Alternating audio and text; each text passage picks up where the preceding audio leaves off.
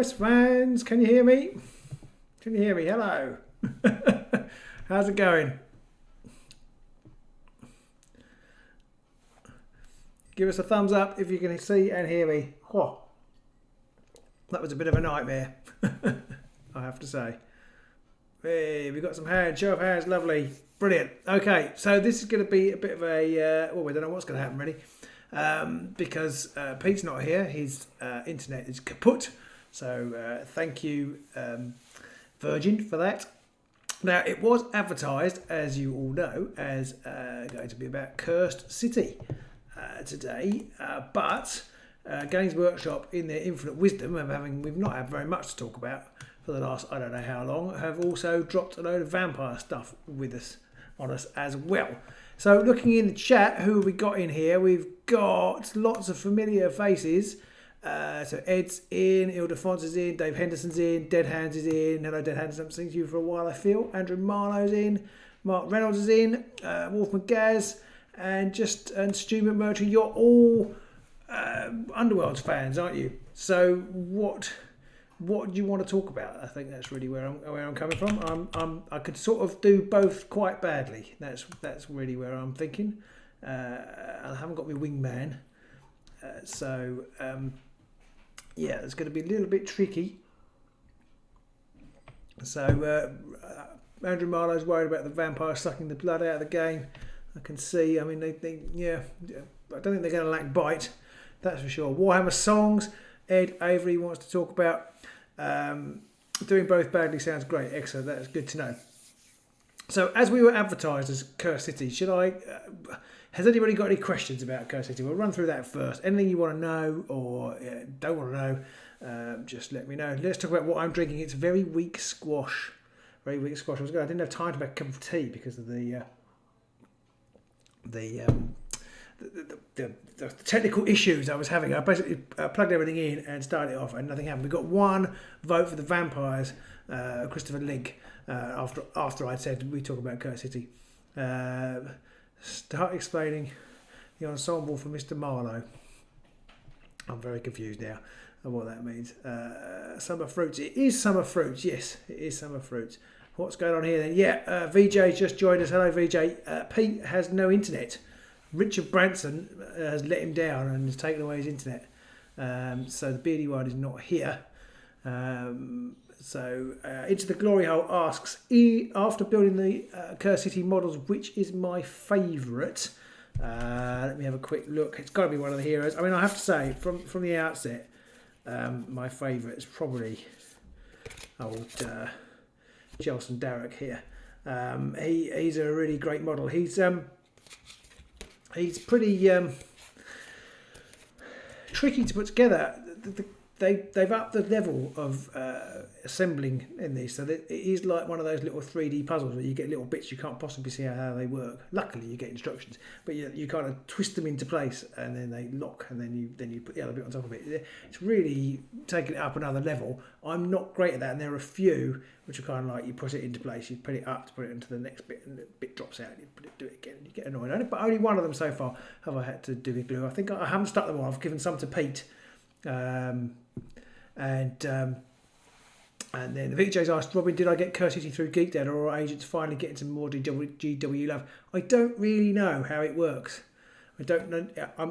It isn't addressed. It's just addressed to me, so there's no really way of knowing which it is. I suspect it's probably the Geek Dad side, because they like to give us the core sets to review them and do the parenting angle, whereas we don't tend to get the agent stuff. But hoping it will change going forward, because they seem to have had a change of personnel anyway, but they're in a bit of a state of flux at the moment. But hopefully, when things settle down there, I can talk to somebody and just say, look, what's going on, and can we do all this work, and can we please? And if they say no, they say no. But at least what I really would like is just somebody to say yes. Well, yes, really, I want to say yes. But I would like them to say no. Stop bothering me. And then I would know where we stand. But every time it comes, we're like waiting, and then we don't know. And then, like, I wasn't really expecting the Cursed City to turn up, and it did, which is brilliant. But you never know quite where you are. What else have we got? Mark Reynolds says, Cursed City, apart from the chase scenario, are all missions fully set up at the start? Yes, I think the answer to that question is yes. I haven't obviously played them all. I haven't played any games at all yet. But it's random. Well, not random. There's some selection, but they are all set up at first. So in the quest book here, you I don't know how much I've watched a little bit of online content, but I haven't seen loads. So in the quest book here, you've got the various maps that you can do. So you pick one of those maps. I think it's randomly generated. I think. And there's the hunt. There's different maps for the hunt, and then different maps for the scavenger quests. And then these deliverance ones are the ones that are generated by cards. So you have this little deck of cards here, which is the exploration deck, and you then deal these out, and then they have different icons on them. You can see there that mean different things in different circumstances. So I can't remember what that one is. I don't think I've actually read what that one does. There's little cross swords. This one here has got a cross sword and a shield with an icon in it. That one, as you're going through, so you do these deliverance ones, you're being chased by an endless spell, the name of which escapes me. But it's like an undead thing that's chasing you, and you have to try and warn the residents as you go through. And on the one where you've got that shield symbol, then you can make it has to be a 6+ action, but you can make an action, a warning call, and if you manage to get, I think it's 8 or 10 warning calls out in the duration while you're going through these cards, then you complete that quest. And then they also feed into the decapitation quests, which are kind of like the end of level boss things. You can only do those when you go up levels, so the characters will evolve levels. They can go up, I think each time they complete something they get an experience point, and I think when they get 3 experience points they can go up a level. So you kind of become you start as a novice, you go up to something, and you go up to veteran, I think, and then you go up to, you can complete a level. And you can't play Deliverance without listening to banjo music, yeah. And then when you try and do the decapitation quest, they're like 2-part things. You'll need a whole evening to do one of those, because you have to do one of these running through the city exploration things, and then you get to a lair. And you've got to do the whole thing in one go.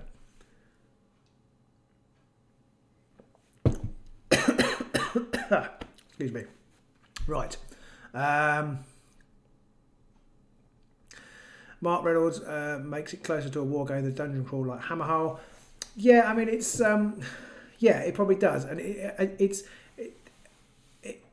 quite similar to Blackstone Fortress, obviously, but it looks like they've streamlined the combat a little bit, so there's less fighting about with all the different models. The models don't act independently. The enemy models don't act independently of one another, so they all do something. Whereas in Blackstone Fortress, 2 of them might have advanced, the other one buggered off for a fag. So you don't. It's a bit more coherent, and it doesn't take so long to do. And then you have this sort of running around one with different things popping up in different places, which I haven't played, but it looks quite good fun. Similar naming, starting with Jareth Derrick from Blackstone Fortress and Jelson Derrick from Crusade. He says a little lazy to me. I couldn't decide whether it was lazy or homage, Stu. I kind of know what you mean. I sort of like it. I wish there were. I always wished when I was younger that there were more parallels between the two universes, and that they were sort of overlap one another. So I sort of like it. Missed out on Curse City First Pass. Every store in Birmingham, England sold out. Enjoying the content. Thank you, Project Sigmar. I feel slightly guilty about having one of these. I mean, I'm thrilled, but I will try and play it solo, but time is difficult, and Pete and I will play it, but we obviously won't get to do that till May. I do feel a little guilty that we've got one of these when they're in such demand. But I do hope GW will quickly roll through more stuff, more copies of it, because obviously it's in demand. Lots of people want it, and it's going to be around for a while. But I hope they can get the supply to meet the demand as quick as possible.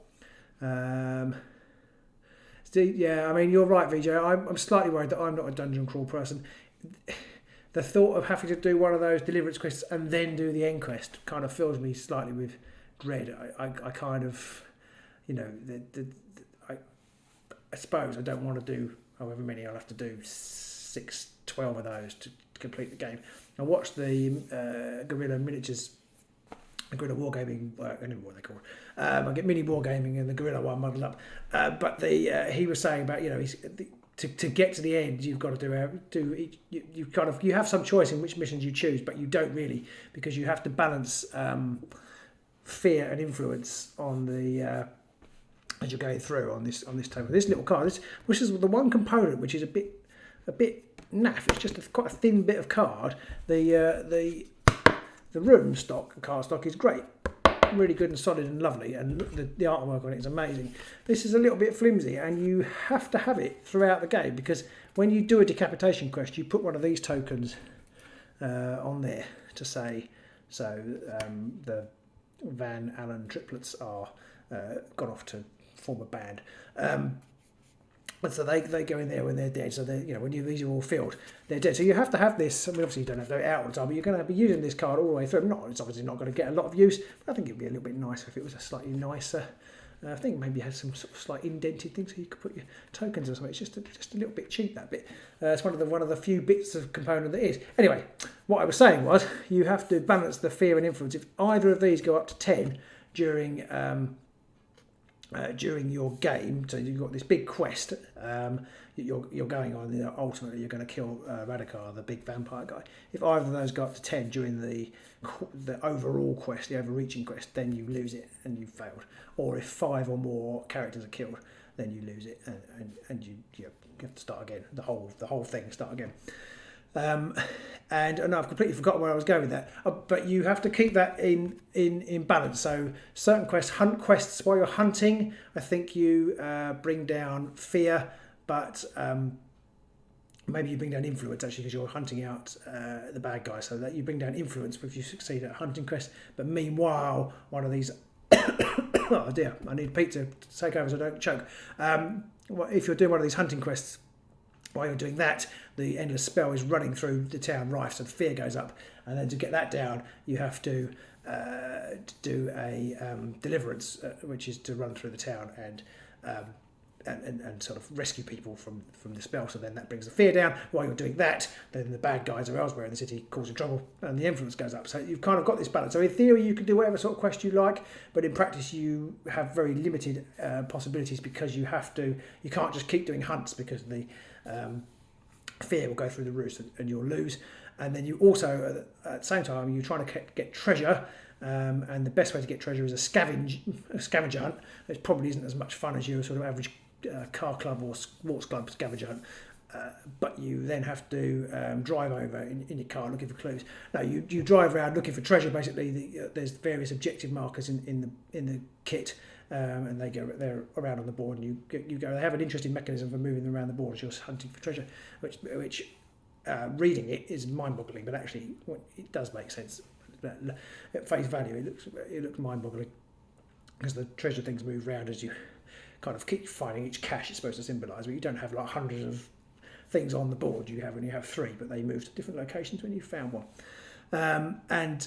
To do that, so you get as many of those as you can, and to get loads of treasure to buy stuff, and you need items to make yourself better, to make yourself stronger, to do the more difficult quests. While you're doing that, both things go up. So it's this continual balance of trying to keep the fear and influence down, but also progress through the game as fast as you can, or as smoothly as you can. But I do worry that, going back to what VJ was saying, I do worry a little bit that it will be a bit of a grind. Sometimes you're just doing something literally just to get the influence down or the fear down. That is a concern for me without any GM involvement. But I guess it's your game, so you can kind of do what you like. So if you want to miss a bit out, then you can. Right, I've got lots of questions here. Are there a mix of challenges and map-based cards akin to BSF? The challenges are different. They've taken out the challenges. But they exist in the game in the form of crises. In BSF, you kind of did it all before. And again, I'm totally stealing off the Gorilla guy, not Gorilla, because he mentioned this and he's handling in his YouTube video for me to pass it up and regurgitate. In that game, you either did an adventure or you did a challenge. and they weren't really related to what you were doing. Here, when you're going around the city and you're exploring, you might find, let me see, I've got them here, you might discover a treasure card. So this is the Potion of Coagulated Vitality, which I think is the one I mentioned in our unboxing video. There's a few of those. Or the Shard of Night.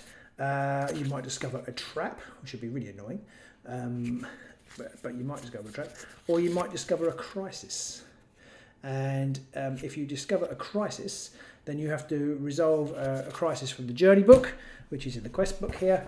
And these are all numbered. There's a table, depending on what type of adventure you're doing, there's a table for what you roll. You roll the Blackstone dice D12 and it tells you what numbers to read out. And then you read out a number. So you might say Familiars of the Chamberlain, for example, says a hero spies a group of rats following the group. It is known that Tortulus spies through such vermin. The hero could destroy them and perhaps they could be used to feed the Chamberlain false information. The acting hero must choose to ignore the familiars, destroy them, or attempt to send misleading information. So the person who's picked this card then has a decision to make. So in game, and actually these decisions directly affect them, and they might take them out of the game for a little bit. So then I think that's what it said in the rules. It might take them away. So the other guys are still trying to do stuff, but you might not be there, or you might take damage as a result of whatever you've got. So then you've got three choices. If they choose to ignore them, turn to entry 63. If they choose to destroy the familiars, turn to entry 94. If they choose to attempt to send false information, then turn to entry 70. So you've got options that have consequences. Pete probably has just sent me a message. He says, he says I have 50mm base for his big dude. That's hardly good news. Hardly need to know that now, Pete. But thanks for the update. You're absolutely right. I did forget to put it in the bag, Pete. Sorry about that. I'll put it in the post. Right, where were we? Okay, are there any of the cards standard size, or are they like BF and impossible to sleeve? I'm not sure. They look slightly smaller. They look similar to the BSF size. I could go and get a card, couldn't I? Or a card sleeve. I do have some, Ed. I do have some card sleeves. These ones are slightly bigger. No, they are the same size. Yeah, these ones are slightly bigger. So I think the answer to your question, and these ones are a different size again. So I think the answer to your question is probably yes, actually. They are all different sizes. They slip under and over the card. So this is an empowerment weapon, so it still has the kind of ship thing when you go. It's obviously not a spaceship. It's a dwarfs, whatever they're called. The name escapes me, but one of their big steam engine things. And this, so you can go and buy stuff. So you can buy this empowerment weapon, which has got an ether sharpened edge, and then it says +1, costs 4 realmstone points, and it gives +1 +0 to your. So it basically increases your damage, but not your critical damage. And then it slides under the hero cards, like so. And you can only have one weapon at a time, but it slides under the card like that. And then here it's armor. So you can have one piece of armor, and you can you don't have to, you can see, you don't have to have it out like that. You can actually see what it is when you're doing it, which is quite nice. Takes up a little bit less room. It's vaguely well thought out. And then similarly your traits, because in this game you do advance. When you get experience, you can spend it on. You can basically go up and you get a new trait. Each hero type has a class, very D&D. So this is Gladiator Van Outen here, and they're a blade, a human prince, so they are a blade. And this is the Lawmaster trait card, because I'm not that organised to have the same things. But there's trait cards for each character. It's got blade on the back. That's Lawmaster on one side and blade on the other. And then you get this right. When you go up a level. This is the inspired side. When you go up a level, you put it like that, and then you go up another level like that. So that's level 2. So, and then level 3 as you go up each level. So you're taking up less real estate on the table, which is quite nice. They do have the inspiration mechanic still exists. But I think, again, I haven't read all through, I think the inspiration mechanic is a bit more temporary. So there were some in Blackstone Fortress where once you got the MacGuffin that you needed, you became inspired forever until you lost it. Which was a bit rubbish. Pete said, I'm watching. I know you're watching, Pete. That's why I rude to you. I won't be rude behind your back. Excuse me. You inspire, but I think it is just for them for the game. Okay, let's have a look. Any more questions? So that's sleeves kind of answered. It's only 5 weeks that I can tickle Pete's beard again. Yes, I know. It's not so much tickling Pete's beard, it's being tickled by Pete's beard that I like.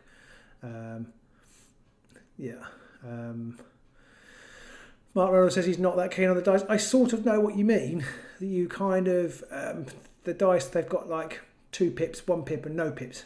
They are a bit dull. You kind of, especially from Games Workshop, you almost expect, I don't know, something crazy on the dice front. But I do know what you mean. I suppose they're reminiscent to some of the Fantasy Flight games, aren't they? But in some ways, they are not as nice, and I'm not sure why. Open the garage door, and you're basically outside as long as you keep 2 metres apart. That is very true, and it is getting more.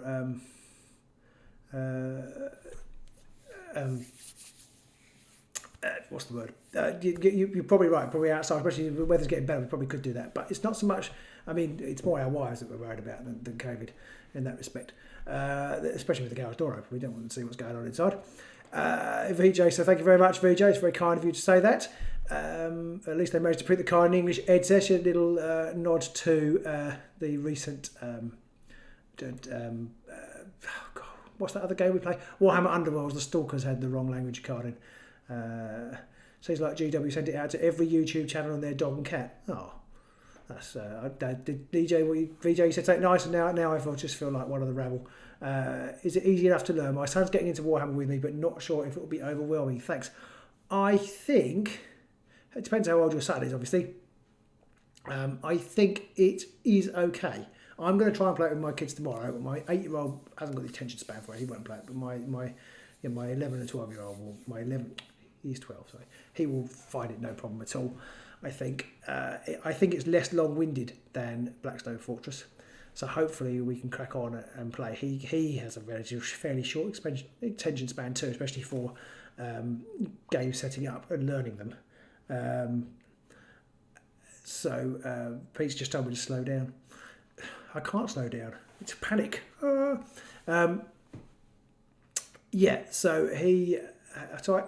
The answer is probably you'll be fine, especially as you can kind of tailor it a little bit to what you need. So you could just dispense with a lot of the stuff and just say, roll these dice. If you get 2 pips, you do some damage. If you do 1 pip, you do less damage. If you do no pips, you don't do any damage. And I think you can tailor it fairly simply, is what I would say. Okay. So Project Sigmar, I hope that helps. I reckon the answer is yes. Certainly with a bit of tinkering, you would certainly be able to do it pretty quickly. The rules are less, maybe because I've played Blackstone Fortress, the rules are less complicated than Blackstone Fortress. They've streamlined them a little bit. Blackstone Fortress, you had a number of books to look through, and there's only the 2 books, and there's a nice tutorial system for how combat works, and so you can pick it up as you go along. I think it works pretty well. Am I looking forward to sleeving them all? I will not be sleeving any of them. They look like Walking Dead cards, small, medium and large. Excuse me. I measured them and ordered them from eBay size. I haven't found a card size you can't get. So Dave Henderson's your man for sleeve chat. Separate sale later down the line for dice. Do you think Loz will enjoy the game, and what hero do you think she should play? There's a massive ogre, so I think she should play the massive ogre. Is that a reasonable answer? I think he's the most Hulk-like. You can paint him green. He's the most Hulk-like figure in the game, so that's who I'm going to go for Loz. I don't really know whether Loz will like it. Is the answer? What does she like? I think so. I think she might find it a bit long-winded to play it, over and over again. That is my concern with the game. I might find it a bit long-winded to play over and over again. So it'll be interesting to see how good the AI is. It stacks quite nicely. So when you have the encounter cards here, you have hostile groups. So this one has got bat swarms on it, differing numbers, but you only play what level you are. So level 0 is 3 bat swarms, and then level 5 is 6 bat swarms. So that it kind of should get more difficult with you as you get more powerful. The level should go up. I can't remember. I didn't play Blackstone Fortress to any great degree. We played it a little bit, but it started to get a bit easy once the characters got good. They could start to be able to mow down huge numbers of the traitor guard and things. Now, hopefully that won't happen here, but we'll have to see. And I think that's a fairly simple encounter card. There are ones that bring the main guys into the game as well. Just randomly, if you kill them, they don't go out of the game at that point, but it brings them into the game as well. So hopefully it will stack nicely. It is always a problem, I think, for this sort of game, especially with procedurally generated AI, is that you need to increase the difficulty, but there's no way or it's very hard to introduce kind of tailored difficulty. So the only way to make it more difficult is to brute force it, which tends to mean more monsters, bigger monsters. And I find often, even in role-playing games, combat, which used to be quite good fun when you weren't very good because it didn't last very long, lasts for hours because everybody's got so many hit points and so many spells and what have you. And there are so many more monsters. So I hope that doesn't happen here, and time will tell. Need a Tudor for that. Exactly, Wolfman, you do. And that's often where I come to with these sorts of games, is that at the end of the day, I would almost rather play a role-playing game than play this sort of game, which is that's a personal thing. And obviously you don't have the hobby side of it. You don't have all the miniatures to play, which the miniatures are amazing. You don't have all that, and then you also, having a GM generally requires somebody to do a lot more work than everybody else, which this game doesn't have because everybody is doing all the work at the same time. One interesting thing, I sort of think it's interesting anyway, it took me a while to realise it. So the first, it's in this one, I told you can get the books muddled up. The whole kind of quest, if you like, the Ulfa Khan in Peril quest, which I kind of thought, that must be the first quest, is actually the whole thing. So this whole game is the Ulfa Khan in Peril quest, which I guess then means they can bring new books like this or smaller ones out, and then you can play a different quest in the same place. So that's, I don't know whether that's interesting, but it struck me as an interesting way to do it. So you're playing the whole Ulfa Khan in Peril quest, and there isn't any other quests in here, but that is from the very beginning of doing your very first mission right to the very end, going all through the six decapitation quests right to the very end. The very end one is called the Final Assault, which is pretty final. How many books in this set? Just pretty much just these two. There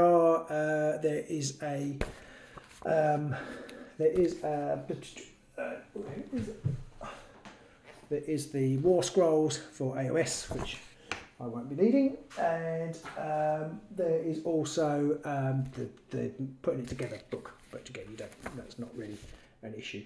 So you've basically just got your rule book, which tells you how to play it, and the quest book, which by and large has the stuff for generating each quest, and all the crises that I was talking about were in there. For those of you who like this sort of stuff, there's a little bit of lore in here. So you've got the whole history of the Ulfa Khan and how it ended up being under this kind of this dark legacy, as it calls it on that page. So how it goes under the influence of Radakur, and then there's more 2 pages. There's 4 pages, and then there is a description of the people who are in the city. So you've got descriptions of Radakur, the vampires, Halgrim, and the Ulfan Watch. And then you've got some Denizens of the Darkness. So there is some lore about who they are and how they got there and what they're doing. I've skim read that. As people know, I'm not a massive fan of the lore. And then there's something about the city itself. And then finally, I think, yes, you've got a little bit about each of the characters. And they do have their own very specific reasons for being there, which are actually quite interesting. Well, I haven't read them all, but the ones I have read are interesting. And then somebody asked me, do I intend to paint all the miniatures? I hope to. I've given half of them to Pete. So Pete's got half of the leaders, and I've given him a few of the big bad guys, and then it comes with 2 sheets of kind of standard minis, a bit like the Traitor Guard and the Negaval cultists in the other game. Hi Laura, Laura's in the house. Good to see you. Pete unfortunately isn't with us because his internet's gone down. But I am hoping to paint some of the miniatures. I've got some here. I keep looking down here. I see myself off camera there, looking down there. I've got some down here, all primed and ready to go. So we've got a few of the zombies there. I've got the Witch Hunter over here, and he's just off camera, isn't he? And yeah, and then I quite like the priest lady as well. So I'm looking forward to painting her. Oh, there you go. Ed likes Glario. Kanothi for the win. Yeah, the Kanothi's really great actually. She's there. I'm looking forward to painting her. My hair is driving me crazy. I have got a hair appointment booked for the week they all open. Very exciting. Everyone's favourite. Oh, Mark was asking which everyone's favourite figure. I think mine is, it's terrible to say it, but I think it's the Witch Hunter. I used to love the old Advanced Hero Quest Witch Hunter model. He's a bit of a cliche, but I just love the model. I'm really looking forward to painting that. And I'm quite tempted to get those 2 new Witch Hunters that they spoiled yesterday, because they look quite cool. And so I'm looking at that. I'm already enjoying some of the dad joke memes that are spinning out of that. But they're good fun. But yeah, my 2 favourite are the Archer and the Witch Hunter. So Pete, I hope you didn't want to paint those because I've got them. Okay, so how many books is set? So any more questions? I've kind of rattled through that. Pete told me to slow down, and I hope I have slowed down. I got a bit overexcited and started talking at 1 million to the dozen or whatever. But yeah, that kind of is Curse City. I think it's beautifully put together in the main. I love this dial thing. This is the tracking dial for. This is where your dice go. So the Destiny dice and the ones you throw away, and then there's a thing that goes around here to the outside. If it gets to here, night falls and all hell breaks loose, and the monsters all empower and get better and stuff. And then you can do things to move it back down the track and stuff and make things better. I can't remember what this one does. There's a random dark one here, and I did look it up and I've forgotten now what it does. But yeah, so I really like that. I think that's my favourite component in the game.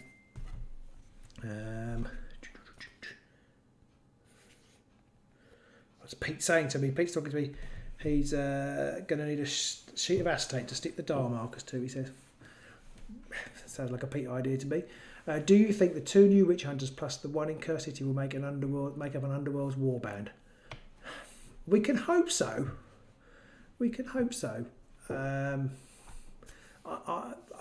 I'm not sure they will.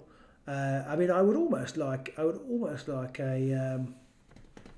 some more Witch Hunter models. Maybe they could just go all out on Witch Hunters and we could have like a whole Witch Hunter warband, and then they could do a big Witch Hunter expansion for Curse City. It's quite funny already talking about expansions for this game. I'd love to see Skaven. There's a few little rat models, and I think well, I don't know. I certainly know I speak for Pete. A Skaven expansion, a sewer expansion for the game would be awesome. And I reckon, to me, that seems like such a no-brainer. I'm sure that's coming. I'm sure it's coming.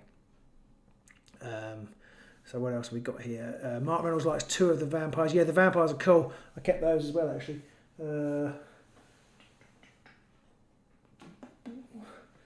They're very dynamic.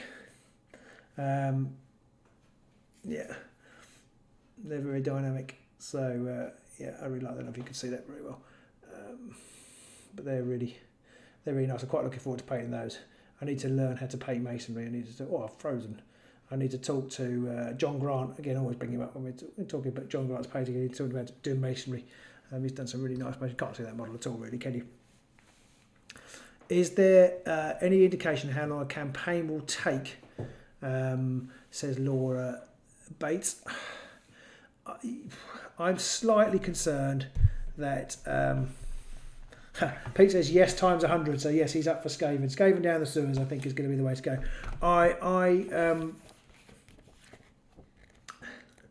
I think it could. This is my concern. It's a difficult one because you've paid £125 or £100 for this set, and you want to get money's worth out of it, don't you?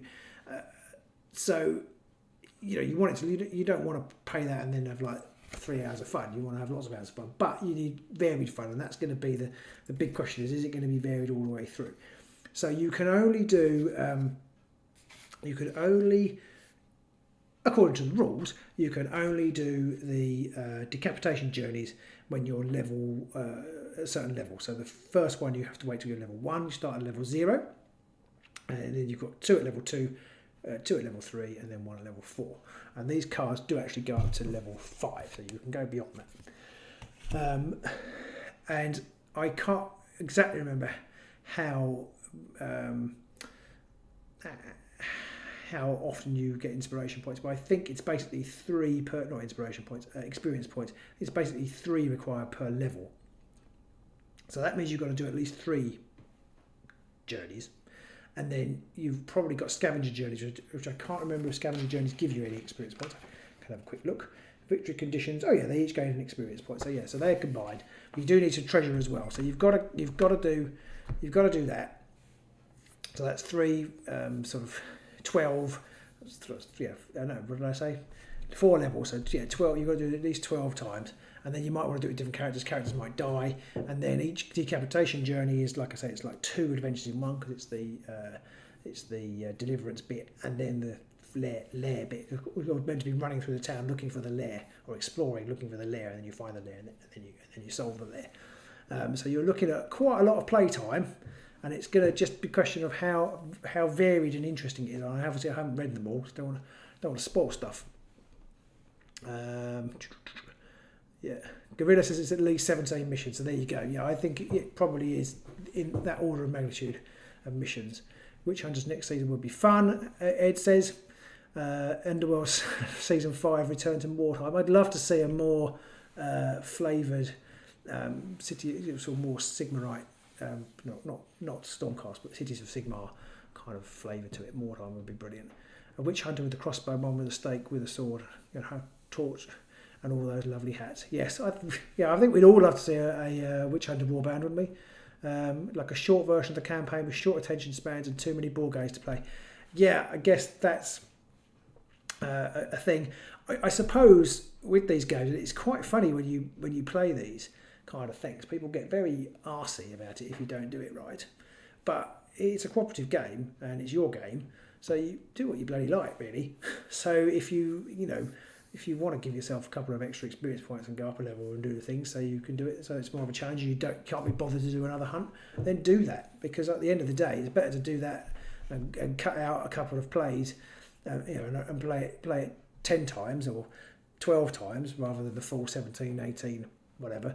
If you actually play it, there's no point going, actually, I'm never going to do that. So it's just going to sit on my shelf and not use it. So it's better to tailor it to do it play it how you want. Underworld season 5 will likely be in a new realm. Hish, Olga. Yeah, I think so. I'm not up on my lore as such. I mean, where's all this stuff going on at the moment that they're doing for Age of Sigmar? Can it tie into that? I kind of feel like they could tie it in slightly. It's Broken Realms, isn't it? So it's probably in all sorts of places. House rules, so you go up a level per session. Yeah, exactly. You can once you've got down the nuts and bolts, you can tinker with it how you like. You can put less monsters in if you want to. I guess that would probably make it too easy.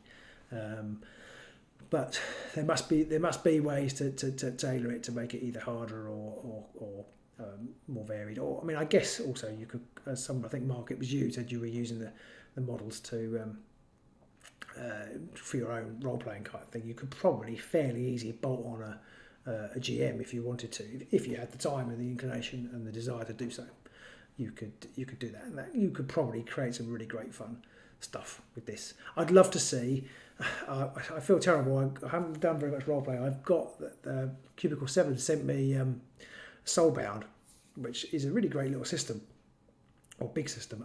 But I haven't played it, and I need to review it, and I haven't yet. I'd love to see a Soulbound tie-in to this.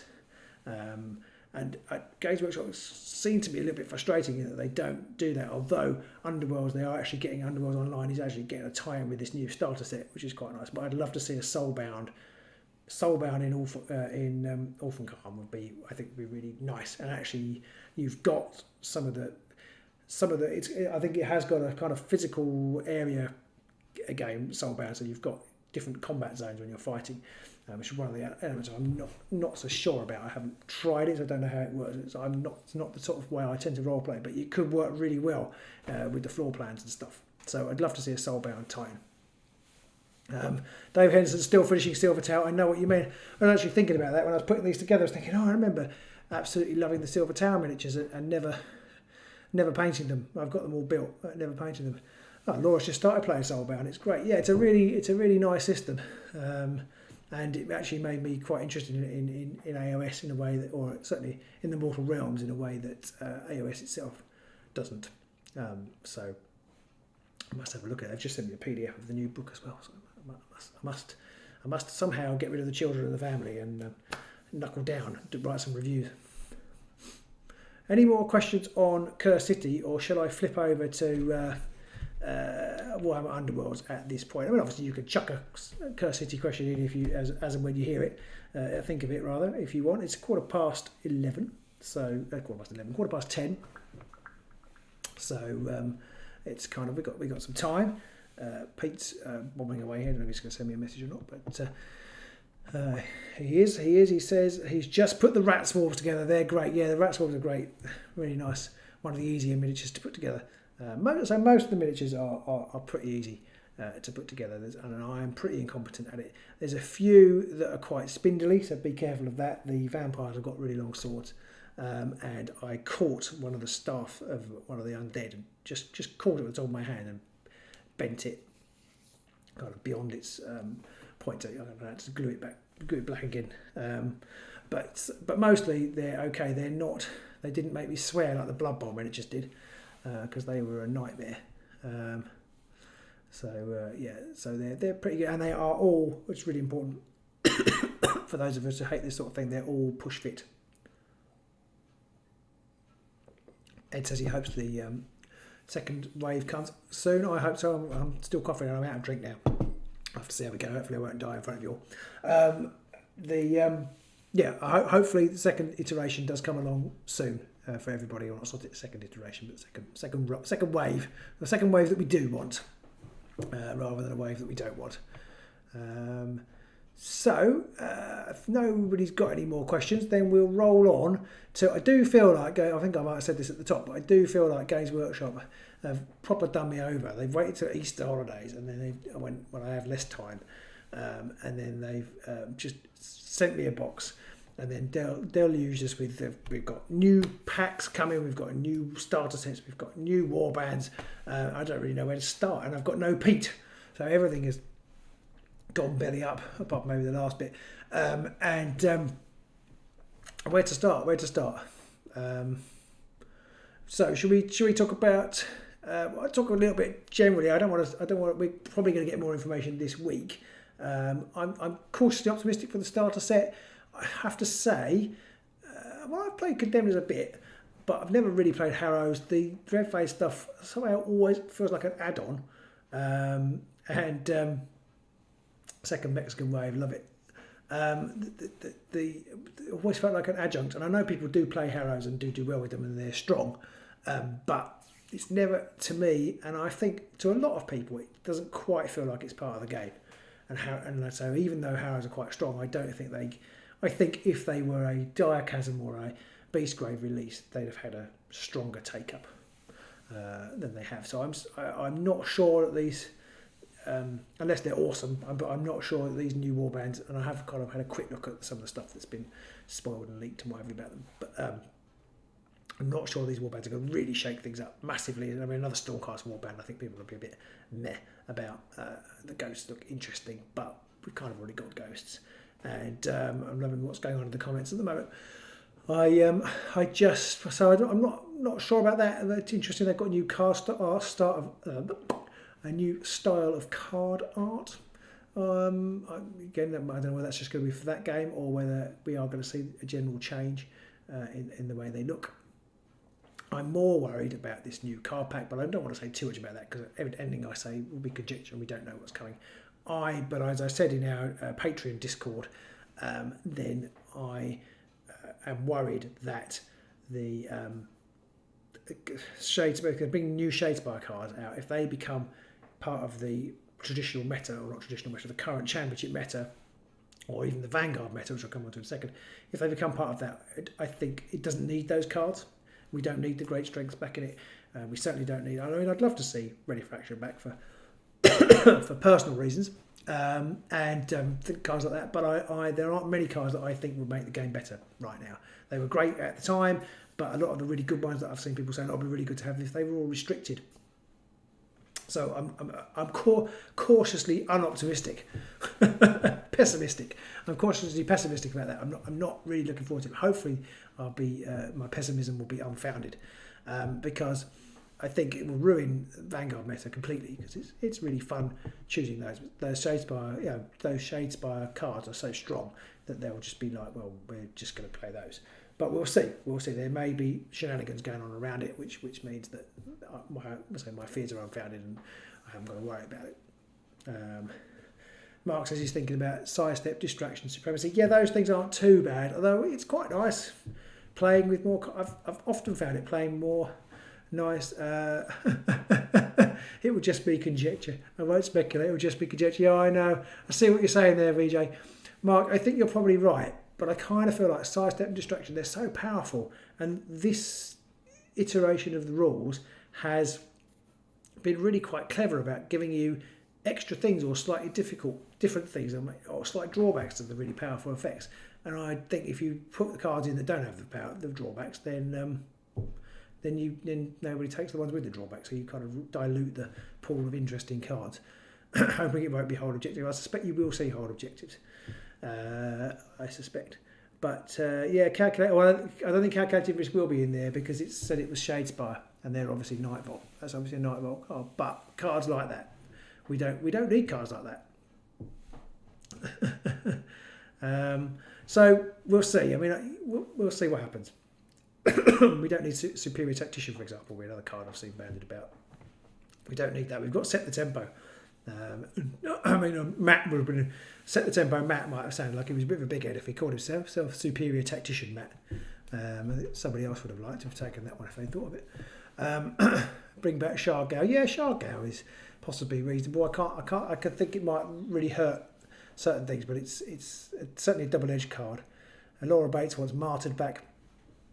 That's kind of fair enough. Then again, that's Nightvault. The official GW tester said. Said what? Said Superior Tactician. We'll see. Anyway, so I don't want to talk about that, but I already have. And then the other big release and huge dump of cards today was, of course, the Crimson Court. And wow, who is excited about the Crimson Court? Yeah, so Mark, just touching on before we go into that, Mark says more cards like Mirror Move and Quick Anxiety. Yeah, absolutely. Mirror Move is I think it might be my favourite card in the game. And there was a period under Beastgrave where we didn't, I'm pointing like a politician, we had a period of the game where Distraction wasn't in it and people played Mirror Move and the game was just really good, really excited. Yeah. What do people think about the new warbands and the new starter? Did anybody got any thoughts on the new warbands and the new starter? VJ just asked that. They said it was Shadespire and Nightvault, did they? Okay, sorry, I thought it was just said it was Shadespire. I apologise into the glory. Oh, I see. They said the tester said it, not in the article. I see. Okay. Well, even so, I still think that the most interesting cards in those two boxes were restricted. So I don't really want to see them back, but we'll see. So the vampires, let's get on with the vampires. Interestingly, do have a card that's very similar to one of the Nightmark cards, I seem to remember. But I've forgotten now off the top of my head, but I just remember thinking, oh, that's very similar to a card. That's already been it. Not about so excited about the starter set Warbears, not rushing to get them. No, I mean, Pete and I will grab a copy, but we're certainly not going to play it until we can sit down. We'll probably use it for our, we'll record a new set of introduction videos, and we'll definitely use those, I think. Definitely, I think. We discussed that with people. We certainly won't play that until we can sit down with it and play it face to face. There's no point doing an introductory game on TTS. Okay. Right, so the vampires. I mean, the models are fab. That's the first thing. I love the models, and I love the theme of the cards. They seem to me to be very thematic. I'm slightly concerned that I'm not sure I can play these guys, even though I love them, because there's so much going on. I can't even remember to use my ritual token. What chance do I have of remembering all of this crap? Frankly, so they look very busy to me. Some of the new cards seem very busy to me, but I'm really interested and excited by this things like the fact that they can uninspire, the fact that they have this bloodthirst and this inspire condition, which are kind of opposite ends of the spectrum. I'm interested. I haven't sat down and worked it out yet, how you might play into that on both sides of the equation, to how you might be able to flip from being bloodthirsty to flip to being inspired quickly, and vice versa, how you can uninspire a vampire right at the crucial moment. So I'm looking forward to seeing how that goes. Yeah, so let's have a look. Laura says she's a bit worried about how good the vampires are, and will depend a lot on whether people tech against them in the hunger stuff, which could make for a weird meta. Yes, I haven't really looked at the universal hunger opportunities. I know John Grant again, I mentioned, but he has done an article on his blog about the hunger mechanic, and it's not quite there yet. Well, I haven't really seen how these new cards fit in with that. Can you play the Hunger Games, without taking specifically to these guys, but they're making it better against these guys? I'm not sure yet. I'm not sure. Into the Glory, I was worried he'll misplay the vampires a lot, but he loves them too much not to use them. Then he's used lots of RTGC S2 is Vampire Thieves, so hopefully it will get a good grip with them over the season. I feel like I should know what RTGC is there for, but I don't. More Sigmar and Ghostly Boys in the box. It's a snore, says VJ. Yes. Yeah. So we're liking the look of the vampires. They're fast, they're hard hitting, they're durable, they have great quotes. Yeah, and I love the theme of them. I mean, Pete has all the tech where he flashes things up. I probably can do that, but I'm not going to try because I'll screw it up. Show you links I don't need to show you. Road to the Grand Clash. Aha, thank you. Okay, so you're getting a new car to get the Grand Clash, throwing away the old Allegro that you're in at the moment and buying a new, I don't know what it might be. Better than Allegro. Most things are better than Allegro. Yeah. It's not. It's not like I featured in the season or series or anything. Yes, I know, but it's Road to the Grand Clash. I'm too old to deal with all these acronyms. I feel like the Vamps going to be quite good against the Dinos. Real time Grumpy Cat. Oh, Grumpy Cat. That's not what it says. Yeah. Okay. Okay, so we've got Prince Duval then, who hits on 3 hammers and 2 damage, which is a good start off. 3 hammers is pretty sick really, especially as I'm often found saying, it's much easier to get strength damage, strength boosts than it is to do accuracy boosts. So that's a nice attack, and he goes up to cleave when he's inspired. He has 1 shield and 4 movement and 4 wounds. So he's kind of better than a Stormcaster in that respect because he moves a little bit quicker. This is the interesting thing, and I know you guys know this, but he's Bloodthirst. If he's got 3 or more hunger counters than he has Bloodthirst, he can't go on guard, which is interesting. Guard is quite a big thing at the moment. It seems to be in the game. Well, certainly wasn't the game I played today. I played in our Patreon League today and I got absolutely hammered. But if you do want the opportunity to hammer me in Season 3 of the Patreon League, do just sign up to be a patron. It's only, you can join for $2. No, £2 now, isn't it? £2. And you get access to the league and all sorts of other fun stuff, including our amazing Discord. So do that if you want to. You can sign up for Season 3. We're still just at the beginning of Season 2, so you've got a little bit of time. But, no time like the present. Don't put off till tomorrow what you can do today and all that. So yeah, do consider it if you're watching this. But that's enough of a plug. At the end of the action phase, if they have no hunger counters, they are inspired. So as I say, they work in direct opposition to one another. But is there any good about being in Bloodthirst? You can't go on guard, but you get -1 dice, which isn't brilliant. But you have got 3 to start off with, so you can afford to lose that dice, and you get +1 damage if this fighter has Bloodthirst. I don't know. What do you guys think? Are you going to be starts with -1 dice unless you remove the counter? At the start of the round, give this fighter 1 hunger counter, and then you've got a hunger reaction after this fighter attack action, which takes an adjacent enemy fighter out of action. Remove 1 or more hunger counters from this fighter. Yeah, that's interesting. Starts with -1 dice unless you can remove the counter though. Yeah, they will be. It will be difficult to micromanage, and they will get a new one every turn. But they need 3. So I'm not sure I've understood you there, Ed. They need 3, don't they, to have the -1 dice. They don't have it straight away. Inspired, he gets cleave, and then he gets a new spell reaction. Into the Glory Hole says he might just be lazy and go bloodthirsty and doesn't have to track too much. Yes, I know what you mean. I think you may not have that choice though. I think you're playing them. Your opponent will be moving you up and down in opportune moments. So that's what I think happened. So you get a spell. Until I read that, I completely failed to notice that there was a wizard. And then was even more excited to discover that the Gorath, the Enforcer, was also a wizard. There's 2 wizards. They are only level 1.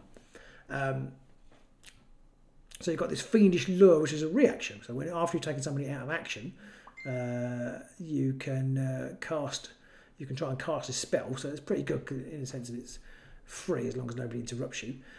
You can choose 1 enemy fighter within 4 hexes and push the chosen fighter 2 hexes closer to this fighter. So that's potentially immense. And then Gorath, going on to Gorath, Ed says he likes Gorath's spell. So Gorath is he's the Enforcer, and he's 4 movement, 1 shield, and 4 damage. And he has. Pete's just sent me a message. He's going to have a shower and go to bed. Bloody hell. Some people could at least be with me in spirit. All right, everybody say good night to Pete. Good night, Pete. See you tomorrow. So Gorath has a 2. He's got range 2 attack. I didn't notice the range of the other guy. So range 1. He's got range 2 attack, 2 hammers, 2 damage. And again, you've got the Bloodthirst situation going on, but he gets -1 move and +1 wounds if he has Bloodthirst. So that's kind of down to movement 3. It's not great, but +1 wounds is pretty good. So I feel like he may be. You might consider putting him on guard. He doesn't inspire to 2 shields like Duval does. Duval inspires to 2 shields. He only gets 1 shield. He gains knockback on his mace when he's inspired and goes up to 3 damage, which again, 2 hammers, 3 damages. It's pretty great. Although again, it's hard to do accuracy. But he gets this Vile Transference, which is a spell action. So it is a whole action. But if you cast, you can 1 friendly fighter within 4 hexes and 1 enemy fighter within 4 hexes. Remove 1 hunger or wound counter from one of the chosen fighters and give it to the other. that could be a pivotal moment in a game, I guess. Although you have got to roll it and you have got to give an action, so it's a interesting one. I can see situations where it'd be useful. I wonder in the heat of battle how often it will get used. Probably by better players more often, maybe. But yeah, that's pretty good. He's got the hunger reaction after this fighter's attack action, which takes an enemy. It's the same. Fighter out of action, remove one or more hunger counters from this fighter. They both have that. So we've got any questions over here? Rumour confirmed Pete's internet is fine, just want an early night. Yes, that's what I thought. Vile transfers might inspire someone, save someone, or kill an enemy. Thank you, Mark. Yeah, I mean it has got massive potential. There's always that risk. It's only level 1. So what's that? Is it slightly better than 50-50 lightning?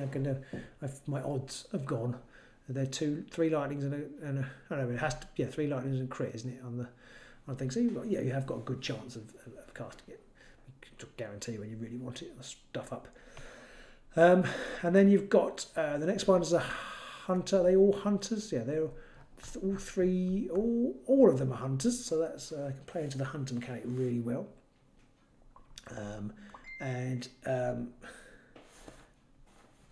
Somebody else has messaged me, but that's my brother-in-law, not Pete. I don't think he's watching. And so we've got Velas von Fane. She is a hunter. She's got paired blades. Insert joke here. And she has 2 hammers and 2 damage. And it's scything if she's got bloodthirst. And the curse at the start of the round, give this fighter 1 hunger counter. So the hunger and the curse are the same. I don't need to read those out. And when she's inspired, she's on guard, which is pretty good too. And she inspires to cleave and ensnare. 2 hammers, 2 damages, which I think is really tasty. And she's on guard. I kind of feel like you probably going to balance. Some fighters you'll be better with bloodthirst, and some will be better inspired. I feel like she gets. There aren't very many drawbacks to her being inspired, apart from not being able to go on guard. Sorry, not inspired, being bloodthirsty. But you only get scything when she is. So I kind of feel like maybe you'd be looking to inspire her. Mark says, okay, these Nosferatu look very powerful. Mr. Lennywick says, yeah, they do, don't they? Mark Reynolds says, essentially it can heal himself at the minimum. They have an upgrade to Wizard level 2. They do have an upgrade to Wizard level 2, which I think you may take. I'm not sure. I don't know. I haven't thought through that enough to know whether that's worth taking that card. And excuse me. Scything on 2 hammer, 2 damage is rare. Yes, it certainly is. Okay. I'll ask out into the glory hole the odds of rolling lightning after 4 attempts. Yeah, there's a story in there, I feel. Okay, and then the final one is Aeneas Curseborn, and with a name like that, he was never going to end that well, was he? So he's got Savage Assault, which is 3 swords, 2 damage, which is pretty tasty. Plus 2 move if he has Bloodthirst. So that's and he's already got a move of 4, but that's really good for buying into. There's quite a lot of objectives for moving super quick now, and so I feel like that he's leaning towards going bloodthirsty. He goes on to guard. He goes on to 2 dodge. I think got 1 dodge. The other guys are all shields. He's 1 dodge. Goes on to 2 dodge when he's inspired. Goes up to 3 hammers, 2 damage, which again is a really nice attack. When he makes a move action, he can move through blocked or occupied hexes when he's inspired and isn't dealt damage by lethals. So that's that. Well, we know that's a strong thing to have. So that's pretty good. So they're all either way round really, really strong, aren't they? And a few of you have voiced concerns. I am a little bit concerned that they're just going to be a bit too powerful, and they have a bit of not a problem. I think we may have talked about this last week, or we may have been in one of our videos. It's not come out yet. Games Workshop or the designers of this game we love playing the game, but things tend to break a little bit when you have one warband that really buys into one mechanic. So we had the Curse Breakers and Magic. They were really strong because that they could make a really strong magic build because they were all wizards, so it didn't break for them in the way it broke for other warbands. You had Grimwatch was slightly different, but they had a lot of really good objective taking tech that they had to be restricted. And then we had Hrothgorn with the Hunter Quarry. Everyone being a quarry while Hrothgorn's alive, it makes him really strong.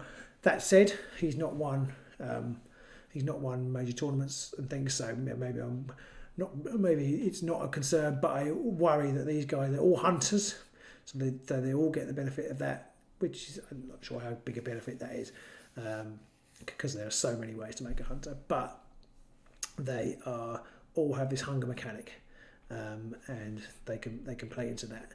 So if it becomes a really strong thing, they're automatically ahead of the field. It'll be tough to beat in Vanguard Plus with the aggro skew. Yes, they definitely will. They're definitely going to pace the Ravagers, for example, aren't they? Getting to the Glory Hole says Curse Makers were good because they were great.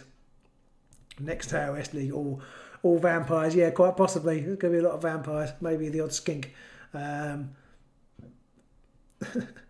Avalon killed himself with Backlash. Brilliant. Laura says, I think how good they are could change a lot with every new card release, depending on what new hunger cards come out. Yes, absolutely. And I guess there could be a swing. If they have some negative cards that come out for hunger, then they're obviously going to affect these guys disproportionately more. But that said, you can mitigate against that by going for the inspiration rather than the bloodthirst, or vice versa. But if for some reason not having any hunger counters becomes a bad thing.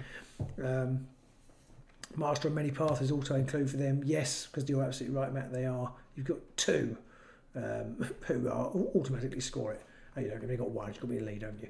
But yes, it's still an auto include. I think that he's probably not going anywhere very quickly with 4 wounds and 1 shield, but sparks to 2 shields. Yeah, I think Master of Many Paths is a definite consideration. I'm always a little bit wary about cards like that because they've only got one option for scoring it.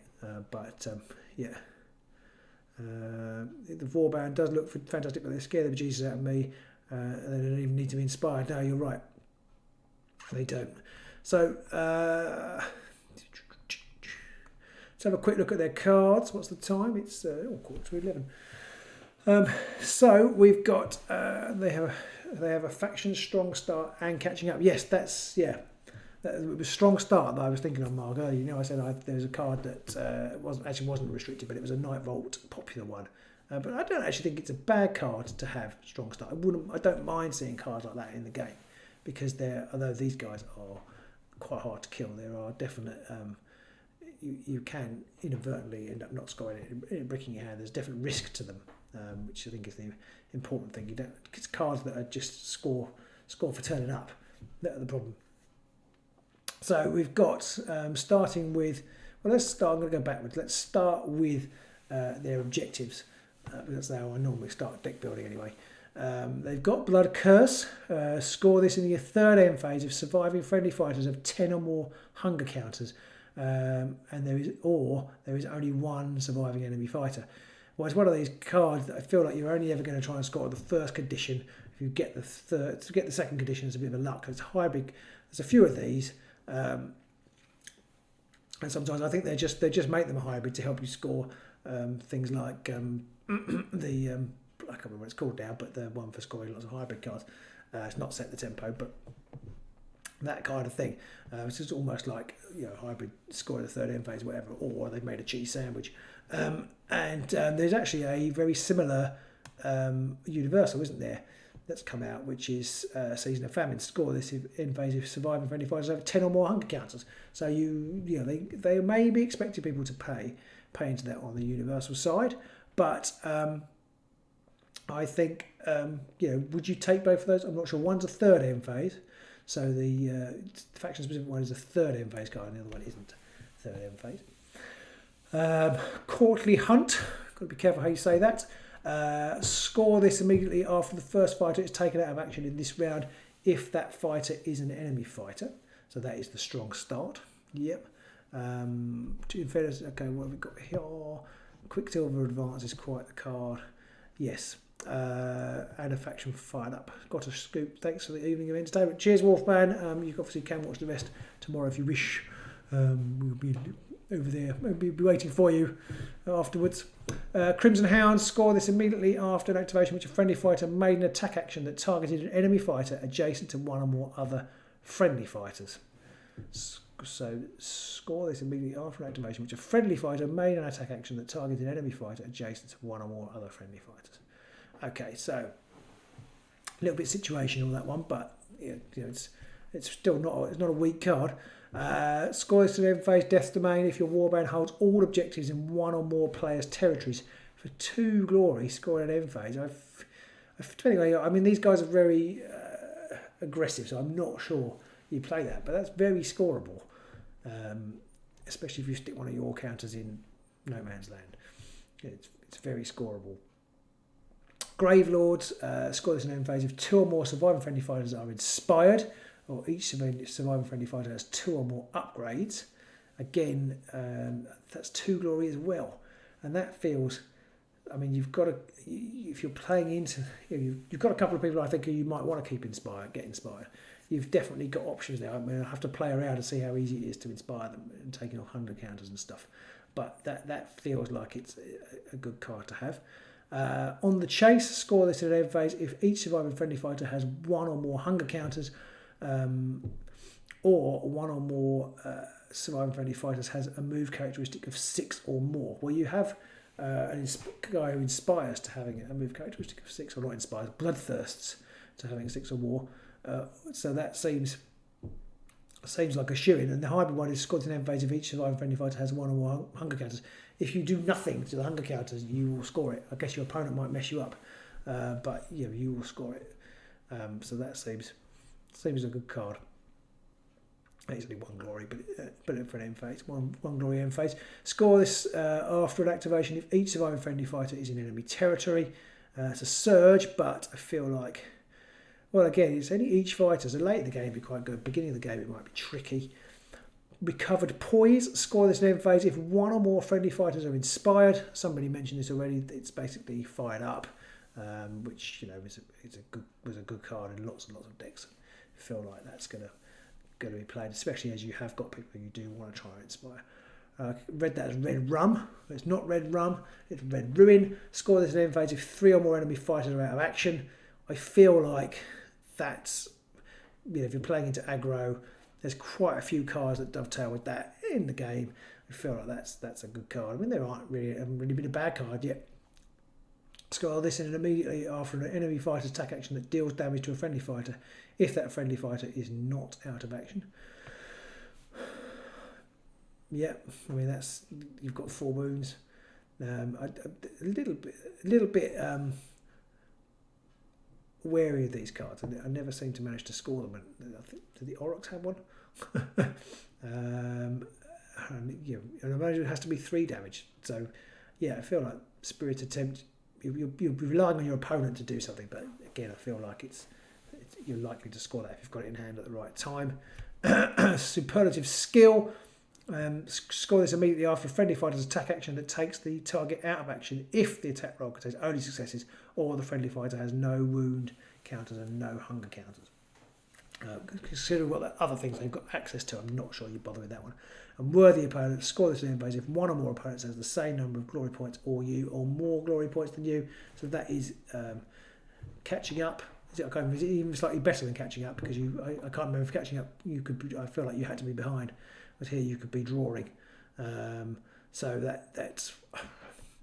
I don't know how often they're going to be behind, but it's there if you think you are going to be behind. Comments. Andrew Marlowe loves the idea of the vampires, but there's so much going on in my brain. His brain would melt, and he would certainly forget things. Yes, and absolutely. And your opponent will be like, "What are you doing now? Why are you doing that?" I have to say, when I'm playing grand clashes, I glaze over and just, a person could just tell me anything. I'm like, oh, okay.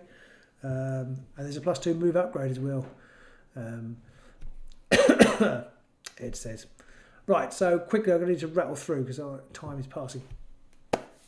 We've got some gambits. We've got the spells. We've got Dark Hunger.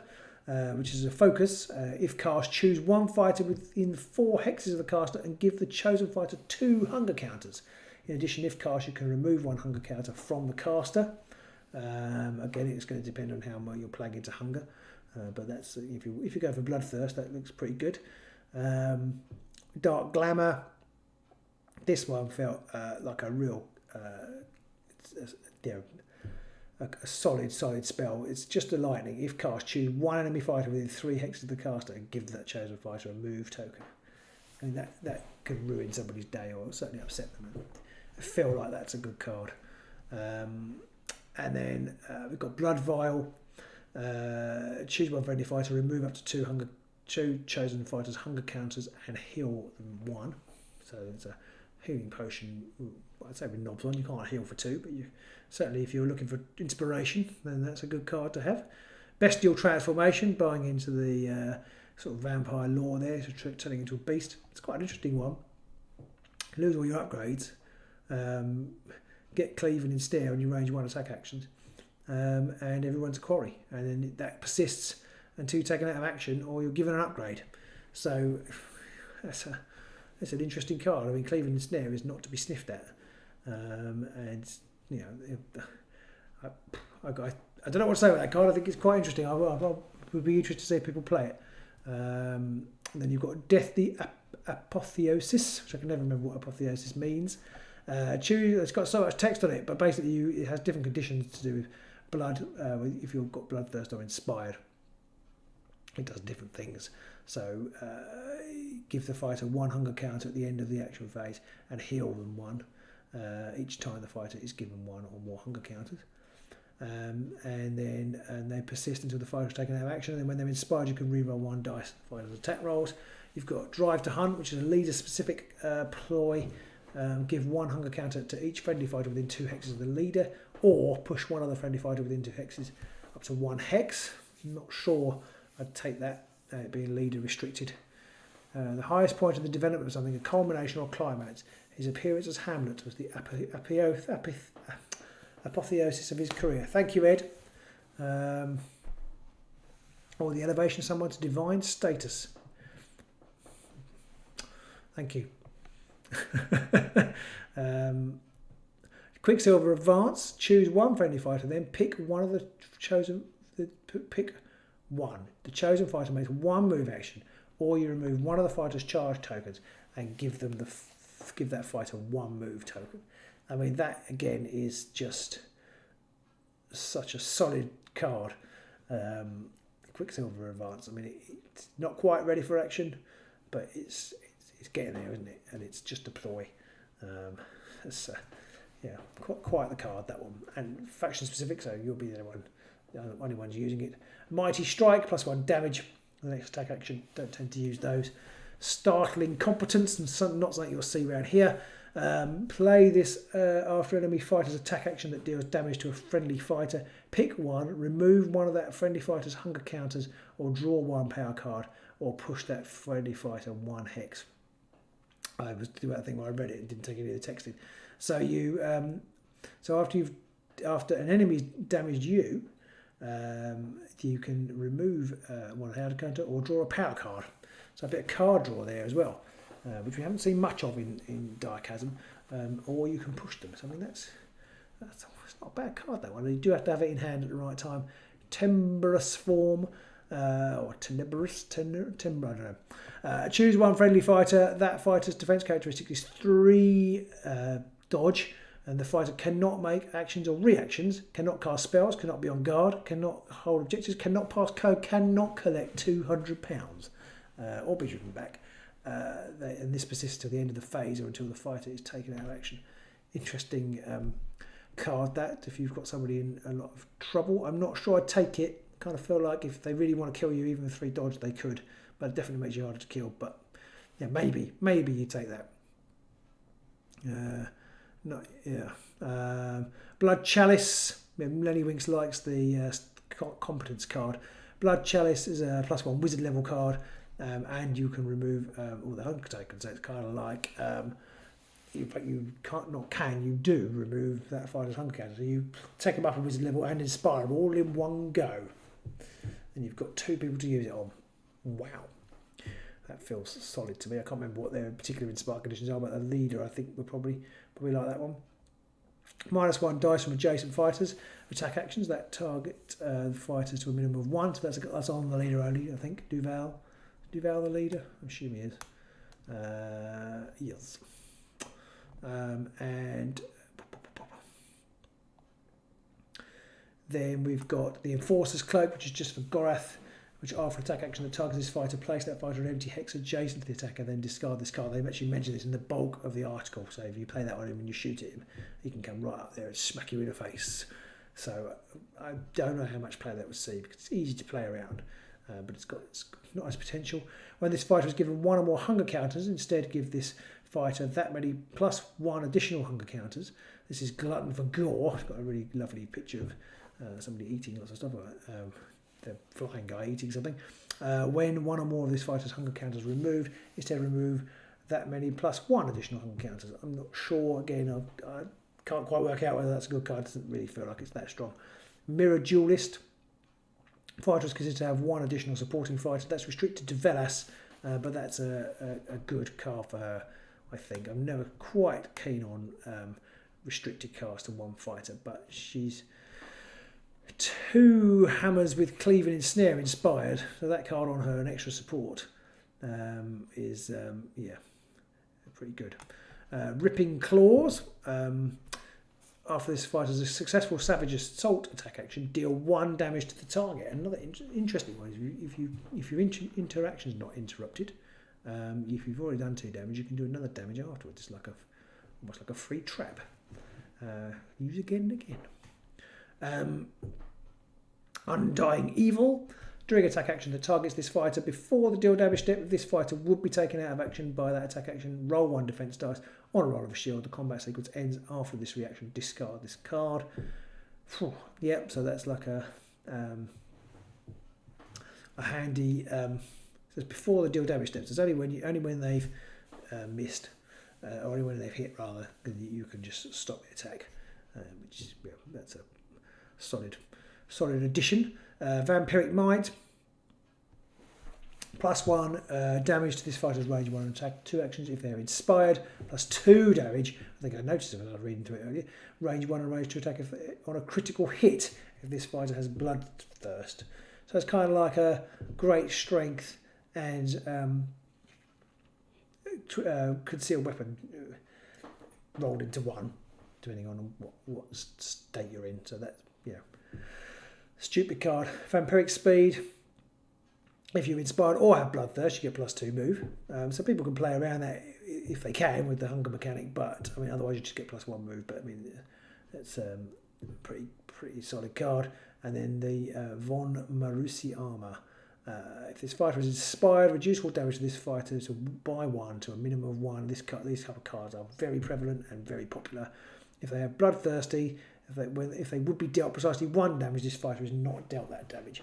Less useful, I guess. Not going to be getting shot at if you're bloodthirsty with that one. But just crazy. Vampiric Mike. Yes, Vampiric Mike. Did I say that? Vampiric Might. Vampiric Might what? I guess we would want to know. Yeah, so that's that's those cards, and then I've done those. So that's that. What's the time? I'll keep going. Everybody happy for me to keep going? It's 11 o'clock, but we haven't done the universals. There aren't so many now, so we can quickly rattle through them, hopefully. I'll have a quick look at the objectives.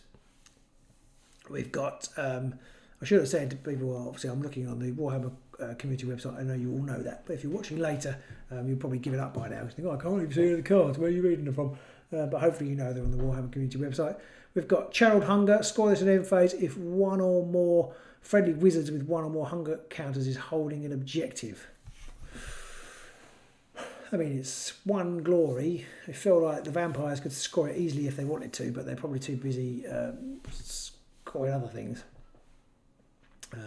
Funny enough, I was looking at my Despoilers deck for the new season the other day, and I actually was starting to wonder whether you could play into Grashrak being a wizard for these kind of cards. There's a few of them now, and I decided not to in the end. But the more that come, the more you think, well, maybe you could build a control deck around not losing Grashrak. I'm not sure there's enough there, but maybe with more cards like that come, then maybe you can do it.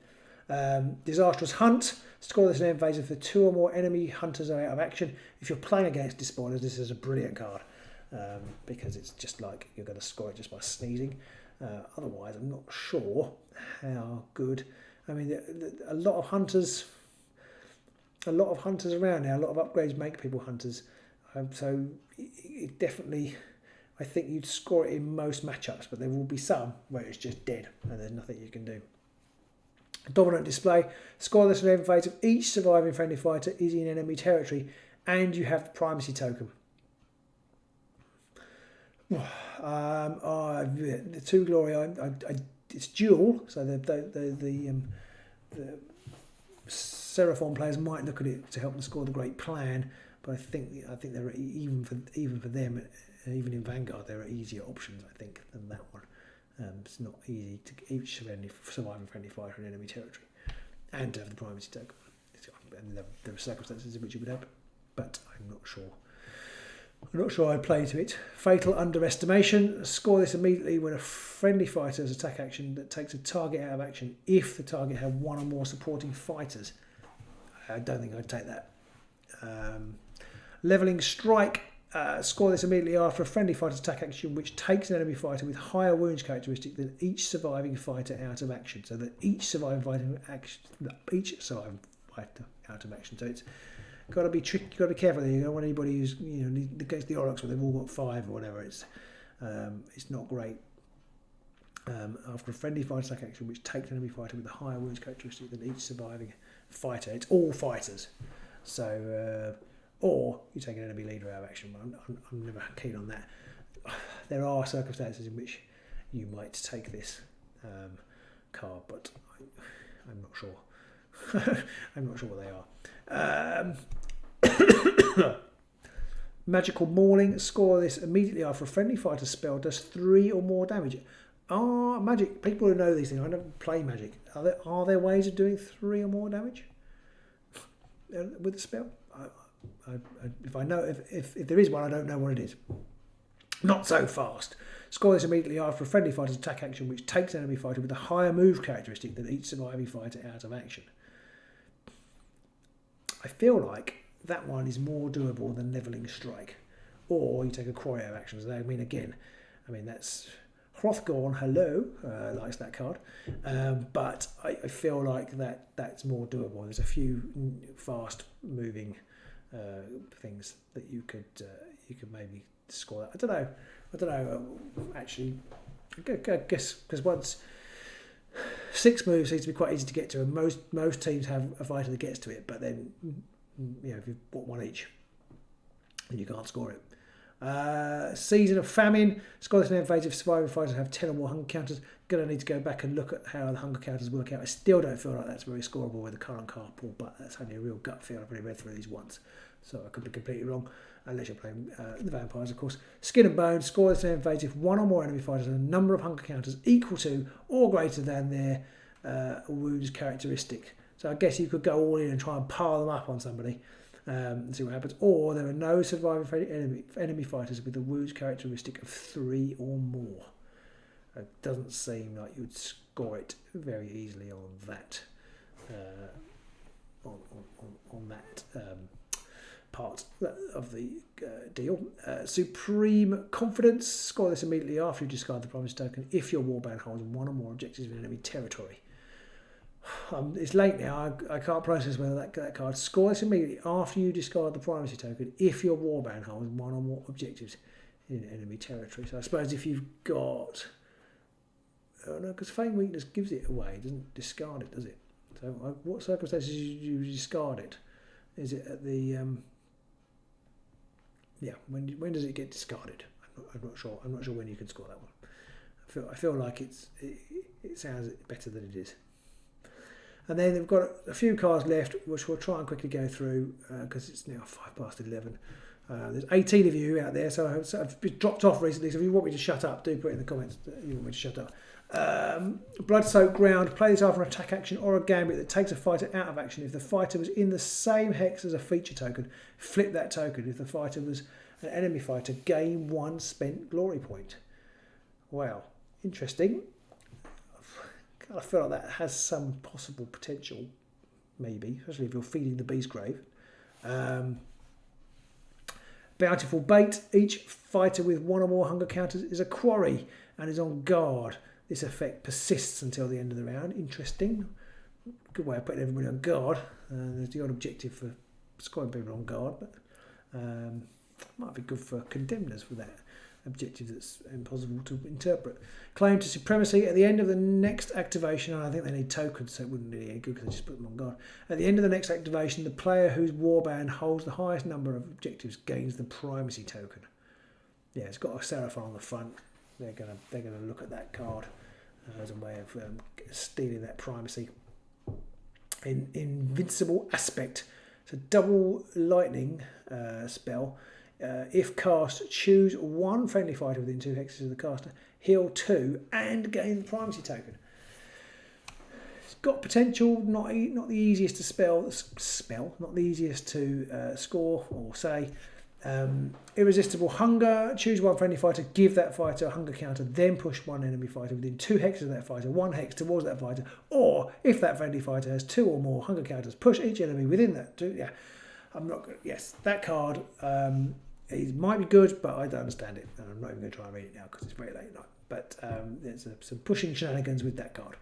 Magnificent Aspect, another Gambit spell, which is 2 lightnings. If cast, choose 1 friendly fighter within 2 hexes of the caster and inspire them. So we have got some inspiration tech, but it is only a spell. So I was chatting to the person who thoroughly beat me with the Dread Pageant today. And he was saying he loves playing Chosen Axes. But he misses the fact that you can't inspire them anymore.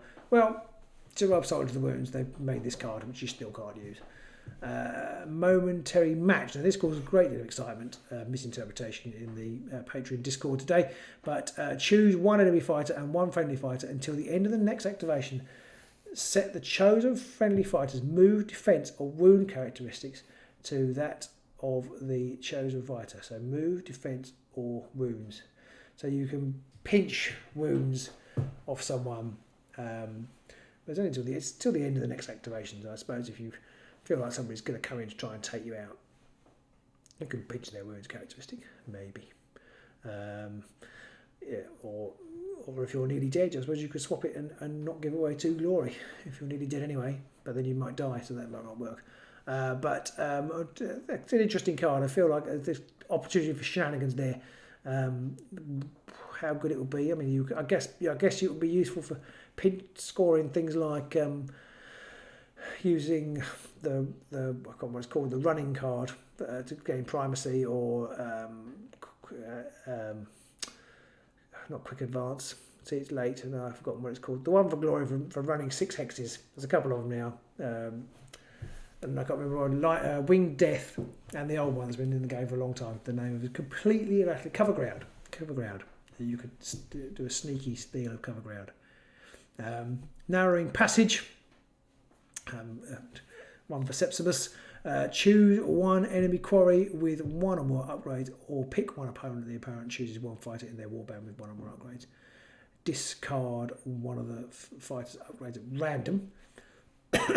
Could be very frustrating, especially if the person's nearly dead and they've got +1 wound cards or something like that. If they're a quarry, though. Quarry's not so prevalent in the current meta.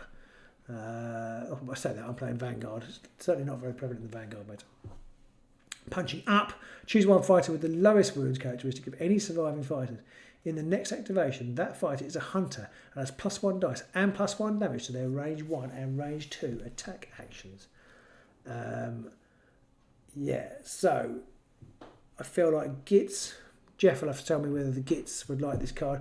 It's a fighter with lowest wounds characteristic of any surviving fighters. So you have to have the lowest number, but I think you can have equal lowest. It's not like one where you had to have uniquely the most. But you could, if you were Gits or even the Despoilers could do something with this card.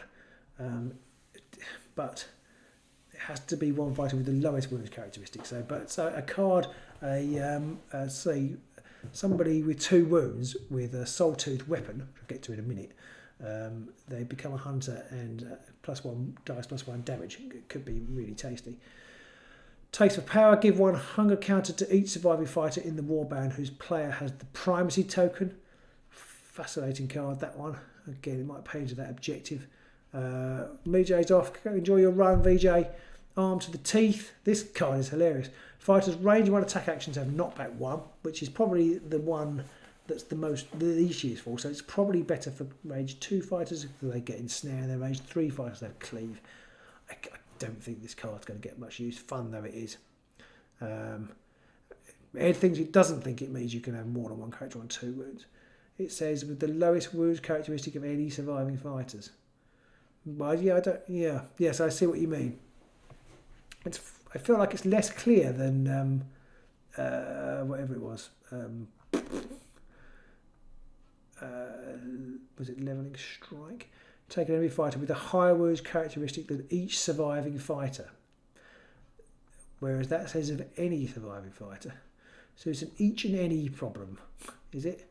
I don't think we really need to go into this now at this time of night, but punching up the lowest wounds characteristic of any surviving fighters. Ooh. Yeah. It needs an FAQ, don't worry. Yeah, it's frustrating, very frustrating. Would be so easy to write that so it wasn't unclear.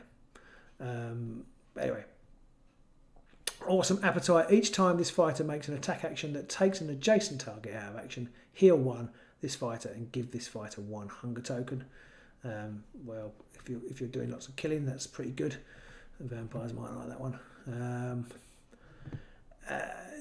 Yeah, that punching up, if it is equal, if it's got to be equal, it's crap. But if it's not equal, it's got to be unique. It's crap. There aren't very many cards. I suppose you could play something that subtracts 1 off there, but anyway, I just feel like it's rubbish. It's got to be that. Famished Familiar. It's a wizard card. Deal 1 damage after the casting roll. Deal 1 damage to them. It's a reaction, so you don't have to do it, and give this fighter 1 hunger token. If you do, you can re-roll 1 dice on the casting roll. Interesting idea. Master of Ways. Discard the primacy token. So there is a way of discarding the primacy token. We were discussing that earlier. If you do, place this fighter with the same hex as an objective token. Then give this fighter 1 charge token. If this fighter is taken out of action, discard the primacy token. Interesting way of jumping onto some objectives. I guess it's an action. Yeah. There are definitely circumstances where you might want that.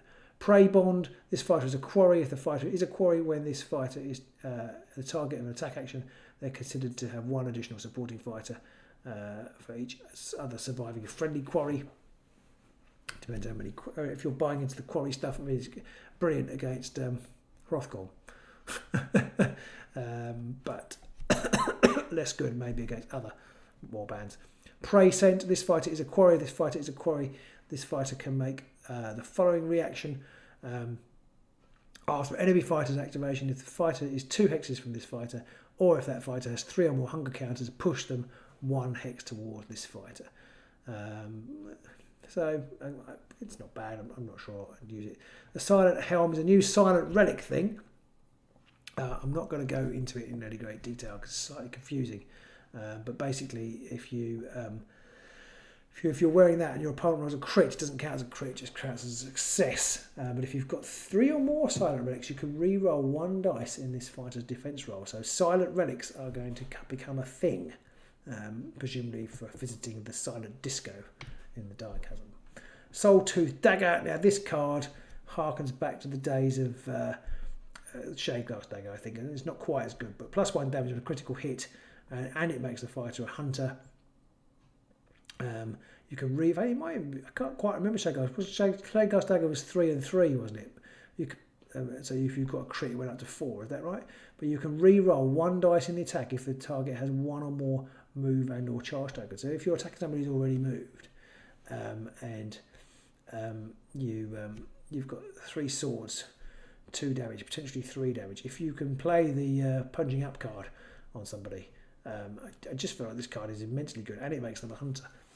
It's, if you put it on some, stick that on the card, the new card that came with the stalkers that makes you can re-roll for every hunter card you've got on there. suddenly your terrible fighter could be quite good. Starvation's Grip. If this fighter has 1 or more hunger counters, this fighter can't be pushed. That's interesting. Tremendous Maul is the last one, I think.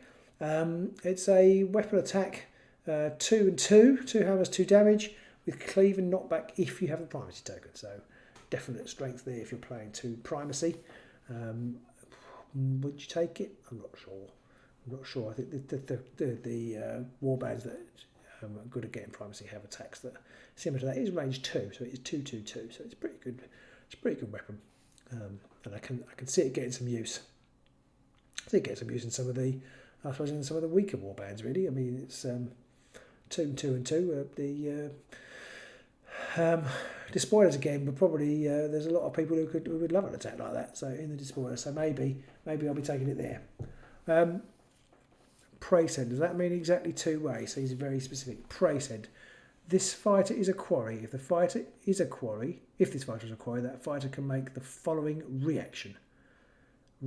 After an enemy fighter's activation, if the fighter is 2 hexes from this fighter, or if that fighter has 3 or more hunger counters, push that fighter 1 hex towards this fighter. Does that mean exactly 2 away? So I think if they're 2 away, you can push them, but if they have hunger counters, you can push them anywhere. 3 or more hunger counters, they can push them anywhere. Quicksilver Advance is quite nice. Yes, it is, Anthony. Hello. How much sleep did you get? It is. Quicksilver Advance is a crazy good card. And that's all the cards. I've been through it. I mean, I've basically just read stuff out that you could read, and without Pete here to talk about it, it's been slightly more stilted. But I hope you enjoyed listening to me read. My kids do, so I hope you do too. And I mean, I think I share a lot of your sentiments that the vampires could easily be OP, and there doesn't really seem to be massive drawback to being hungry or for getting hunger tokens. The bloodthirst mechanic. I mean, okay, some of their inspired conditions are really nice, but you could go mental on the hunger mechanic to score things like Blood Curse for 3 glory at the end of the game, and you know, I worry that they're going to be too good, and certainly too complicated for the likes of my tiny brain. But I think we're going to see a lot of these because the miniatures are gorgeous. They're going to be arriving as things are opening up more. People are going to be playing physical games a little bit more, not long after they're out. And I just feel that they're going to stamp their authority on the meta. I'm not the most up meta player. I guess we'll see people like Aman and the Steel City Shadespire guys, or Steel City Underworlds as they are now. It's quite. If you say Steel City Shadespire quite quickly, you can say something else entirely. See what they say, see what they like. Be reading their updates with interest, and Pete and I'll be pootling along in our own little casual way with the Vanguard meta, as long as it's not done over by the new pack that's coming out very soon. So it's like Second Wind but much better. Yes, it is. Quicksilver Advance. So I hope you enjoyed that, listening to me for an hour and 42 minutes. Thank you for listening. It's always fun doing this. It's not as much fun doing it without Pete, obviously. We miss him, but I think we're going to have to go and get him a new router or something. Hopefully I'll get into that in the morning. But who knows? The average watch time is 7.7 minutes 22 seconds, which that feels a little bit disappointing.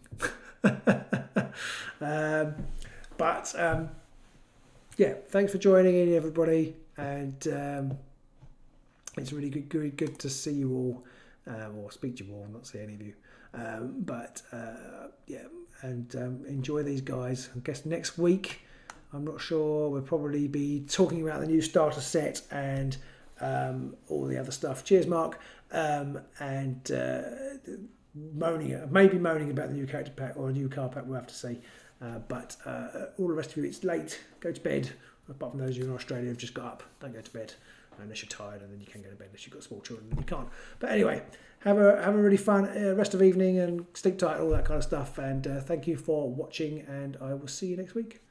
Bye. Oh, don't forget, we'll be painting live on Friday. Hopefully, unless Pete's internet's still not working, I'll be painting live on Friday in the Curse City miniatures. Bye.